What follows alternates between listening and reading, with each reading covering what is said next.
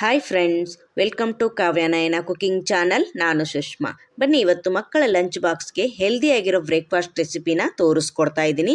ಯಾವಾಗಲೂ ರೊಟ್ಟಿ ತಿಂದು ಬೇಜಾರಾಗಿರುತ್ತೆ. ಇವತ್ತೊಂದು ಯೂನಿಕ್ ಆಗಿ ಜೋಳದ ಹಿಟ್ಟಿನ ದೋಸೆ ಅಂತಲೇ ಹೇಳ್ಬೋದು. ತುಂಬ ಅಂದರೆ ತುಂಬ ರುಚಿಯಾಗಿರುತ್ತೆ.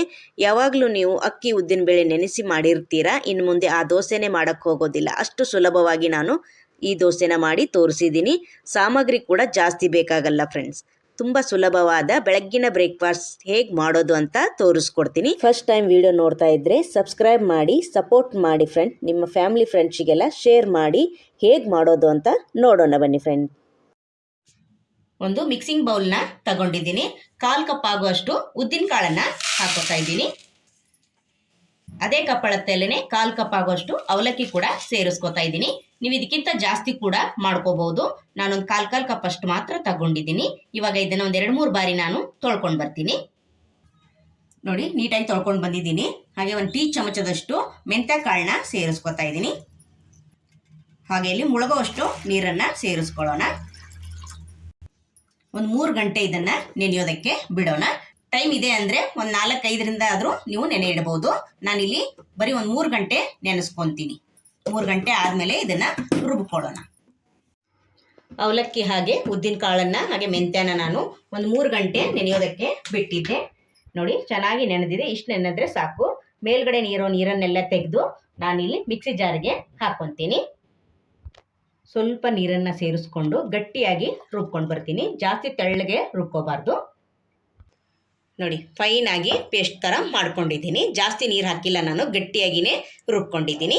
ಇದಕ್ಕೆ ನಾನು ಇವಾಗ 1 ಕಪ್ ಆಗುವಷ್ಟು ಜೋಳದ ಹಿಟ್ಟನ್ನು ಹಾಕ್ಕೋತಾ ಇದ್ದೀನಿ. ಇದಕ್ಕೆ ಸ್ವಲ್ಪ ರುಬ್ಬೋದಕ್ಕೆ ನೀರನ್ನು ಹಾಕ್ಕೊಂಡು ಮತ್ತೆ ಇದನ್ನು ಫೈನಾಗಿ ರುಬ್ಕೊಂಡು ಬರೋಣ. ಫೈನಾಗಿ ರುಬ್ಕೊಂಡು ನೋಡಿ ಒಂದು ಬೌಲ್ಗೆ ಸೇರಿಸ್ತಾ ಇದ್ದೀನಿ. ಈ ಥರ ಗಟ್ಟಿನೇ ಇರಬೇಕು. ಜಾಸ್ತಿ ತೆಳು ಮಾಡ್ಕೊಳಕ್ಕೆ ಹೋಗಬೇಡಿ. ಬೆಳಿಗ್ಗೆ ಅಷ್ಟೊತ್ತಿಗೆ ತುಂಬ ತೆಳುವಾಗ್ಬಿಡುತ್ತೆ. ನೋಡಿ, ಈ ಥರ ಇರಬೇಕು. ಜಾರಿಗೂ ಕೂಡ ಸ್ವಲ್ಪ ನೀರು ಹಾಕಿ ಎಲ್ಲ ಹಿಟ್ಟನ್ನು ಬಗ್ಗಿಸ್ಕೊಂಡ್ಬಿಡ್ತೀನಿ. ಕೈಯಿಂದನೇ ಚೆನ್ನಾಗಿ ಈ ಥರ ಮಿಕ್ಸ್ ಮಾಡ್ಕೊಳ್ಳಿ. ಆದಷ್ಟು ನಾವು ಸೋಡಾ ಏನನ್ನು ಬಳಸ್ತಾ ಇಲ್ಲ. ನೋಡಿ, ಹಾಗೆ ನಾನು ರುಬ್ಕೊಂಡಿದ್ದೀನಿ. ನಾನು ಬೆಳಗ್ಗೆನೇ ಮಾಡ್ತೀನಿ, ಇವಾಗೇನು ಮಾಡೋದಿಲ್ಲ. ನಿಮಗೆ ಅರ್ಜೆಂಟ್ ಏನಾದರೂ ಇದ್ದರೆ ನೀವು ಸೋಡಾ ಏನಾದರೂ ಬಳಸ್ಕೋಬಹುದು ಫ್ರೆಂಡ್ಸ್. ನೋಡಿ, ತುಂಬ ಆರೋಗ್ಯಕರವಾದ ಹೆಲ್ದಿಯಾಗಿರೋ ದೋಸೆ ಅಂತಲೇ ಹೇಳ್ಬೋದು. ಮಕ್ಕಳ ಲಂಚ್ ಬಾಕ್ಸ್ಗೆ ಏನಪ್ಪ ಮಾಡೋದು ಅಂತ ಯೋಚನೆಯಲ್ಲಿರ್ತೀರಾ, ದಿಢೀರನೇ ಮಾಡ್ಕೋಬೋದು ಫ್ರೆಂಡ್ಸ್. ಟೈಮ್ ಇರೋರು ನೆನೆಸಿ ಕೂಡ ಬೆಳಗ್ಗೆ ಕೂಡ ನೀವು ಮಾಡ್ಕೋಬಹುದು. ತುಂಬ ಅಂದರೆ ತುಂಬ ಚೆನ್ನಾಗಿರುತ್ತೆ. ಒಂದ್ಸಲ ಮಾಡಿಕೊಡಿ. ಜೋಳದ ಹಿಟ್ಟು ರೊಟ್ಟಿ ತಿಂದು ಬೇಜಾರಾಗಿದ್ದರೆ ಈ ಥರ ದೋಸೆ ಕೂಡ ಮಾಡ್ಕೋಬಹುದು ಅಂತ ತೋರಿಸ್ಕೊಟ್ಟಿದ್ದೀನಿ. ತುಂಬ ಸರಳವಾಗಿ ಹಾಗೆ ಕಡಿಮೆ ಪದಾರ್ಥದಲ್ಲಿನೇ ಮಾಡ್ಕೋಬಹುದು ಫ್ರೆಂಡ್ಸ್. ಒಂದ್ಸಲ ಮಾಡಿದ್ರೆ ನೀವು ಮತ್ತೆ ಮಾಡ್ಕೊತೀರಾ, ಅಷ್ಟು ರುಚಿಯಾಗಿ ಬರುತ್ತೆ. ನೋಡಿ, ಹೊಸಬ್ರು ಯಾರಾದರೂ ವಿಡಿಯೋ ನೋಡ್ತಾ ಇದ್ರೆ ಪ್ಲೀಸ್ ಸಬ್ಸ್ಕ್ರೈಬ್ ಮಾಡ್ಕೊಂಡು ನೋಡಿ. ನಿಮ್ಮ ಫ್ಯಾಮಿಲಿ ಫ್ರೆಂಡ್ಸಿಗೆಲ್ಲ ಶೇರ್ ಮಾಡಿ. ನೋಡಿ, ಇವಾಗ ಚೆನ್ನಾಗಿ ಕೈಯಿಂದ ಕಲಿಸ್ಕೊಂಡಿದ್ದೀನಿ. ಇವಾಗ ಇದನ್ನು ಮುಚ್ಚಳ ಮುಚ್ಚಿ ಬೆಳಗ್ಗೆವರೆಗೂ ನಾನು ಬಿಡ್ತೀನಿ. ಚೆನ್ನಾಗಿ ಹಿಟ್ಟು ನೆನೆಯುತ್ತೆ ಫ್ರೆಂಡ್ಸ್. ನೋಡಿ, ಇಷ್ಟಾದರೆ ಸಾಕು.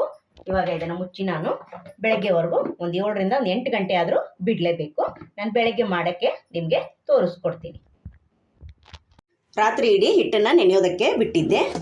ಅಕ್ಕಿ ಹಾಗೆ ಉದ್ದಿನಬೇಳೆ ರುಬ್ಬಿರೋದು ಪರ್ಮನೆಂಟ್ ಆಗೋದಕ್ಕೆ ಸ್ವಲ್ಪ ಲೇಟ್ ಆಗ್ಬೋದು. ಆದರೆ ಈ ಹಿಟ್ಟು ಬೇಗನೆ ಹುಳಿ ಬಂದುಬಿಡುತ್ತೆ ಫ್ರೆಂಡ್ಸ್. ನೋಡಿ ನೋಡಿ ಎಷ್ಟು ಚೆನ್ನಾಗಿ ಉಬ್ಬಿ ಬಂದಿದೆ ಅಂತ ನೋಡ್ತಾ ಇದ್ದೀರಾ. ನೋಡಿ, ಸೂಪರಾಗಿ ಬಂದಿದೆ. ಈ ಥರ ಬರುತ್ತೆ ನೋಡಿ. ಬೇಗನೆ ಮಾಡ್ಕೋಬೋದು. ನೀವು ಇನ್ಸ್ಟಂಟಾಗಿ ಕೂಡ ಮಾಡ್ಕೋಬೋದು. ಇವಾಗ ನಾವು ಸೋಡಾ ಏನನ್ನೂ ಹಾಕೋದು ಬೇಡ ಫ್ರೆಂಡ್ಸ್. ಇವಾಗ ನಾವು ಸದ್ಯಕ್ಕೆ ರುಚಿಗೆ ಮಾತ್ರ ಉಪ್ಪನ್ನು ಸೇರಿಸ್ಕೊಳ್ಳೋಣ. ಈಗ ಚೆನ್ನಾಗಿ ಮಿಕ್ಸ್ ಮಾಡ್ಕೊಳ್ಳೋಣ. ನಿಮಗೆ ತೆಳ್ಳಗೆ ಬೇಕಾದರೆ ತೆಳ್ಳಗೆ ಕೂಡ ಹಾಕ್ಕೋಬೋದು. ಉತ್ತಪ್ಪ ಥರ ಕೂಡ ಹಾಕ್ಕೋಬೋದು. ಸೆಟ್ ದೋಸೆ ಹಾಕ್ಕೋಬೋದು ಫ್ರೆಂಡ್ಸ್. ನೋಡಿ, ಸೂಪರಾಗಿದೆ. ಹದ ಮಾತ್ರ. ಇವಾಗ ತವಾ ಕೂಡ ಬಿಸಿ ಇಟ್ಕೊಳ್ಳೋಣ. ನೋಡಿ, ತವಾ ಕೂಡ ಚೆನ್ನಾಗಿ ಬಿಸಿಯಾಗಿದೆ. ಇವಾಗ ನಾನು ತೆಳ್ಳಗೆ ಹಾಕಿ ತೋರಿಸ್ತೀನಿ ನಿಮಗೆ. ನೀವು ಯಾವ ಥರ ಬೇಕಾದರೂ ಕೂಡ ಮಾಡ್ಕೋಬೋದು. ನೋಡಿ, ಈ ಥರ ನಿಧಾನಕ್ಕೆ ಸ್ಪ್ರೆಡ್ ಮಾಡಿ ಎಷ್ಟು ಬೇಕೋ ಅಷ್ಟು ತೆಳ್ಳ ಮಾಡ್ಕೋಬೋದು ಫ್ರೆಂಡ್ಸ್. ನೋಡಿ, ಮೇಲೆ 1 ಟೇಬಲ್ ಸ್ಪೂನ್ ಅಷ್ಟು ಎಣ್ಣೆನ ಹಾಕ್ಕೊಳ್ಳೋಣ. ಲೋ ಫ್ಲೇಮಲ್ಲೇ ಎರಡೂ ಬದಿ ಬೇಯಿಸ್ಕೋಬೇಕು. ನೋಡಿ, ಒಂದು ಕಡೆಯಿಂದ ಚೆನ್ನಾಗಿ ಬೆಂದಿದೆ. ನೋಡಿ ನೋಡಿ ಎಷ್ಟು ಈಸಿಯಾಗಿ ಬರ್ತಾ ಇದೆ ಅಂತ. ನೋಡಿ, ಒಂದು ಸೈಡ್ ಎಬ್ಸಿದ್ರೆ ಸಾಕು. ನೋಡಿ, ಸೂಪರ್. ಇವಾಗ ತಿರುವಿ ಹಾಕ್ಕೊಳ್ಳೋಣ. Wow, super. ನೋಡಿದ್ರ ಅಕ್ಕಿ ಉದ್ದಿನಬೇಳೆ ನೆನೆಸಿ ಮಾಡೋದಕ್ಕಿಂತ ತುಂಬ ಈಸಿಯಾಗಿ ಮಾಡ್ಕೋಬೋದು, ಹಾಗೆ ಹೆಲ್ದಿಯಾಗಿರೋ ರೆಸಿಪಿ ಅಂತಲೇ ಹೇಳ್ಬೋದು ಫ್ರೆಂಡ್ಸ್. ಯಾವಾಗಲೂ ಜೋಳದ ರೊಟ್ಟಿ ಮಾಡ್ಕೊಂಡು ತಿನ್ನೋಕ್ಕಾಗಲ್ಲ ಅಂದವರು ಈ ಥರ ಕೂಡ ಮಾಡ್ಕೊಂಡು ತಿನ್ಬೋದು ಫ್ರೆಂಡ್ಸ್. ಮಕ್ಕಳಿಗೆ ಲಂಚ್ ಬಾಕ್ಸಲ್ಲಿ ಮಾಡಿಕೊಡಿ, ತುಂಬ ಖುಷಿಯಿಂದ ತಿಂತಾರೆ ಫ್ರೆಂಡ್ಸ್. ನೋಡಿ ಎರಡೂ ಬದಿ ಚೆನ್ನಾಗಿ ಬೇಯಿಸ್ಕೊಳ್ಳೋಣ. ಕಲರ್ ನೋಡಿ ಸೂಪರಾಗಿ ಬಂದಿದೆ ಫ್ರೆಂಡ್ಸ್. ನೋಡಿ ವಾವ್, ಸಖತ್ತಾಗಿ ಕಾಣಿಸ್ತಾ ಇದೆ ಅಲ್ವಾ? ನೋಡಿ ಎಷ್ಟು ತೆಳ್ಳ ಆಗಿದೆ ಅಂದರೆ ಅಷ್ಟು ಚೆನ್ನಾಗಿ ಬಂದಿದೆ. ನೋಡಿ ವಾವ್, ಸೂಪರ್.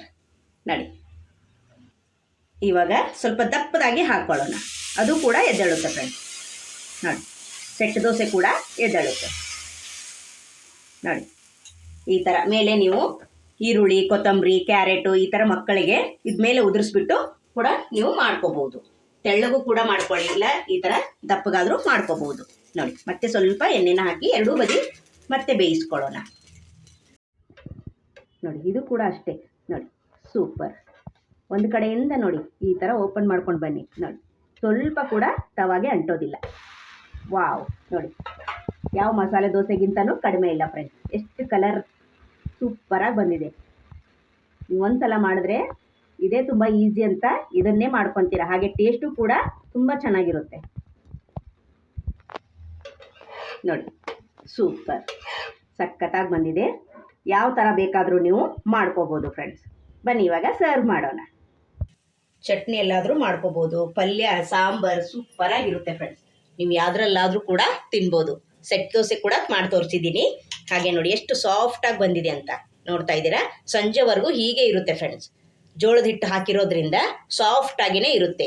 ಜೋಳದ ರೊಟ್ಟಿ ಯಾವ ಥರ ಇರುತ್ತಲ್ವ, ಸಂಜೆವರೆಗೂ ಸಾಫ್ಟಾಗಿ ಅದೇ ಥರನೇ ಬರುತ್ತೆ ಫ್ರೆಂಡ್ಸ್. ನೀವು ತೆಳ್ಳಗಾದರೂ ಮಾಡ್ಕೋಬೋದು. ನೋಡಿ ಎಷ್ಟು ತೆಳ್ಳ ಆಗಿದೆ ಅಂತ ನೋಡ್ತಾ ಇದ್ದೀರಾ. ರೋಸ್ಟ್ ಆಗಿ ಮಸಾಲೆ ದೋಸೆ ಥರ ಮಕ್ಕಳಿಗೆ ನೀವು ಮಾಡಿ ಕೊಡ್ಬೋದು ಫ್ರೆಂಡ್ಸ್. ನೋಡಿ ಸೂಪರಾಗಿ ಬಂದಿದೆ.